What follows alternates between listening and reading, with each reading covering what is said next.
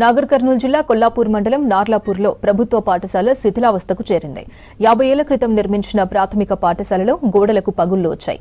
పైకప్పు పెచ్చులు ఊడిపడుతున్నాయి. వర్షాలు పెరిగితే గోడలు కూలే ప్రమాదం ఉందంటున్నారు ఉపాధ్యాయులు.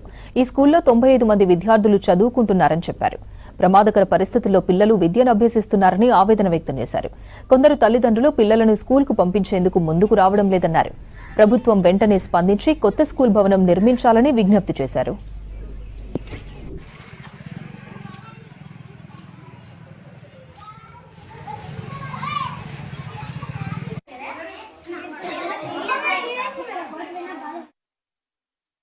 ఎంపీపీఎస్ నార్లాపూర్ ప్రాథమిక పాఠశాలకు ప్రధాన ఉపాధ్యాయునిగా పనిచేస్తున్నాను.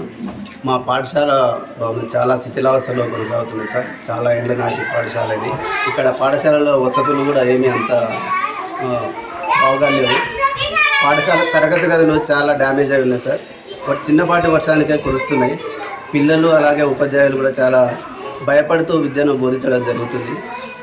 ఉన్నతాధికారులు మా పాఠశాల మీద దృష్టి పెట్టి ఎలాగైనా దీన్ని పునర్నిర్మాణం చేయవలసిందిగా కోరుతున్నాను. జాకీర్ హుసేన్. నేను ఇటీవల బదిలీలో ఈ పాఠశాలకి రావడం జరిగింది. ఈ పాఠశాలలో మనం చూసినట్లయితే ఈ పాఠశాల చాలా పురాతనమైనటువంటి పాఠశాల. ఈ పాఠశాల మొత్తం శిథిలావస్థకు చేరుకున్నది. వర్షం వస్తే పాఠశాలలో కొట్టుకోవడం జరుగుతుంది. నీళ్లు ఆగుతున్నాయి. విద్యార్థులు బిక్కుబిక్కుమంటూ క్లాస్లో కూర్చోవడం జరుగుతుంది. వాళ్ళకి బోధన చేయాలంటే మాకు కూడా చాలా ఇబ్బందిగా ఉంది.